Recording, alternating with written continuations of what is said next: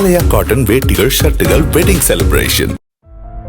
தஞ்சாவூர் மாவட்டம் கும்பகோணம் அருகே நாச்சியார் கோவில் அடுத்த விசலூர் பகுதியில் ஆள் நடமாட்டம் இல்லாத மறைவான இடத்திற்குள் இருந்து பெண் ஒருவர் அலறியபடி சாலைக்கு ஓடி வந்தார். அவரது கழுத்து மற்றும் கைகளில் வெட்டுக்காயம் காணப்பட்டது. அவ்வழியாக வந்தவர்கள் உடனடியாக அவரை மீட்டு சிகிச்சைக்காக கும்பகோணம் அரசு மருத்துவமனையில் அனுமதித்தனர். சம்பவம் தொடர்பாக நாச்சியார் கோவில் போலீசார் வழக்கு பதிவு செய்து விசாரித்த போது தாக்கப்பட்டவர் கணவரை பிரிந்து வாழ்ந்த துர்காதேவி என்பதும் தாக்குதல் நடத்தியவர் அவரது கணவர் மாதவன் என்பதும் தெரிய வந்தது.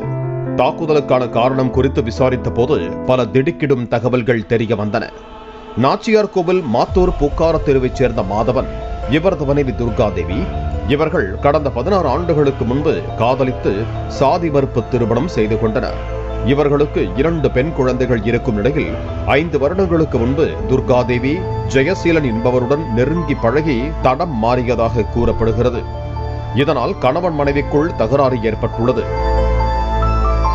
2020ஆம் ஆண்டு தனது எச்சரிக்கையையும் மீறி பழகியதால் ஜெயசீலனை ஒளியால் குத்தி கொலை செய்த வழக்கில் மாதவன் கைது செய்யப்பட்டார்.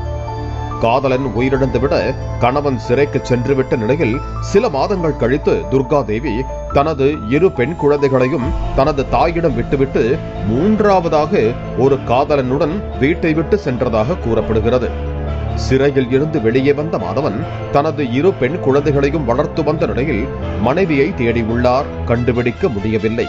இதனால் 2 ஆண்டுகளுக்கு முன்பு விஜி என்ற பெண்ணை 2ஆவதாக திருமணம் செய்து கொண்டார். இவர்களுக்கு ஒரு பெண் குழந்தை இருக்கும் நிலையில் முதல் மனைவிக்கு பிறந்த 2 பெண் குழந்தைகளையும் துர்காதேவியின் தாயாரிடம் ஒப்படைத்திருக்கிறார். இந்த நிலையில் தன்னை கொலைகாரனாக்கியதோடு தனது 2 பெண் குழந்தைகளையும் நிர்கதியாக தவிக்கவிட்ட முதல் மனைவி துர்காதேவி 3ஆவதாக காதல் திருமணம் செய்த இளைஞருடன் திருவாரூரில் வாடகைக்கு வீடு எடுத்து குடித்தனம் நடத்தி வருவது மாதவனுக்கு தெரிய வந்தது.